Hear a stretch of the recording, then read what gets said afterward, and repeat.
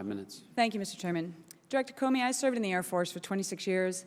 I've had the highest level of security clearances and have been responsible for managing classified information at many levels. As you know, we take handling of classified information very seriously in the military, especially SCI and Special Access Program information. During your press conference, you stated, quote, "To be clear, this is not to suggest that in similar circumstances, a person who engaged in this activity would face no consequences. And further, to the contrary, those individuals are often subject to security or administrative actions."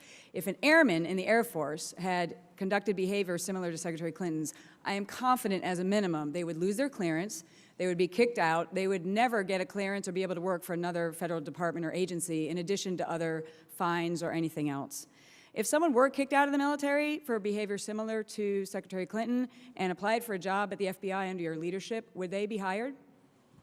I don't think I can answer that in the abstract. It would be a significant feature of a suitability review, though. Would they even get an interview if they've had a security violation to the nature of what Secretary Clinton did? I can't answer that as a hypothetical. It would be a significant feature. I can't say whether they wouldn't get an interview or not.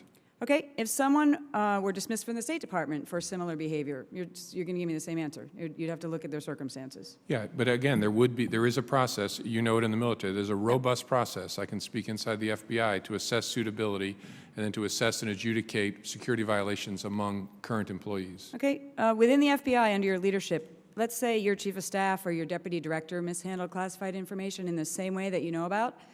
What would be the security and administrative consequences that you would put upon them? Well, it would go through the regular review process that we have, and it would be adjudicated. I don't want to, again, answer in hypothetical because we have to do this all the time. I don't want to prejudge any cases.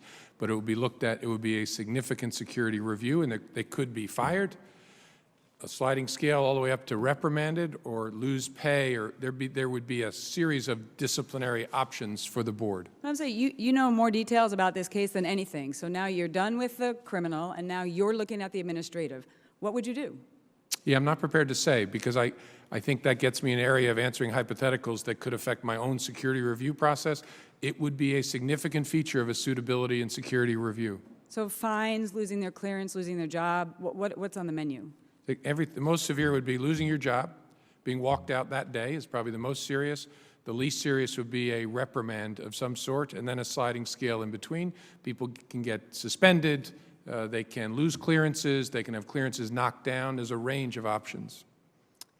Okay, I want to move on to physically how the classified information got on an unclassified system.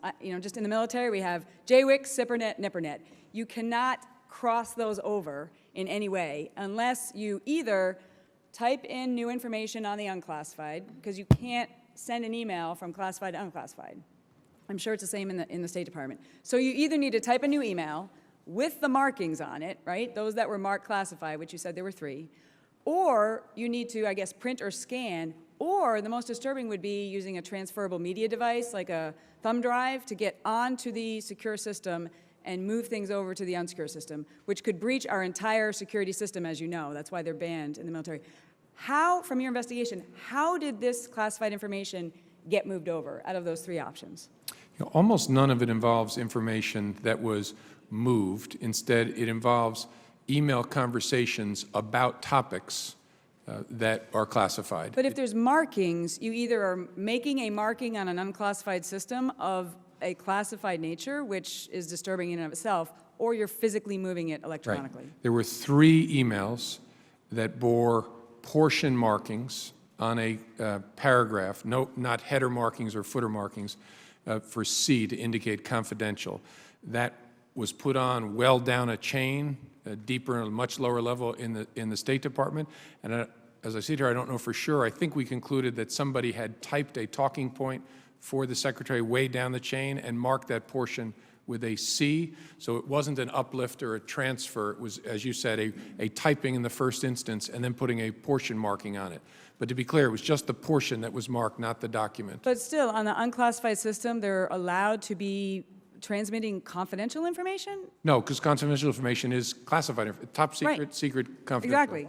So they had to have actually typed confidential on an email chain, or they used transferable media. Yeah, we have no indication of transferable media. What we think happened is someone typed a talking point on an unclassed system, and then, for reasons that don't make any sense to you and to me, Right. marked it with a C to indicate that portion was classified at the confidential level. Okay, Director Comey, I'm sure you realize that those of us who have been involved in the security field, like you, I mean, this is concerning on many levels that I think needs a lot of follow-up for how that actually happened and what's going to happen to the individuals that actually did that. Because if you're actually typing classified information and markings on an unclassified email, I mean, that's a security violation, and those people should be held accountable as well. Thank you.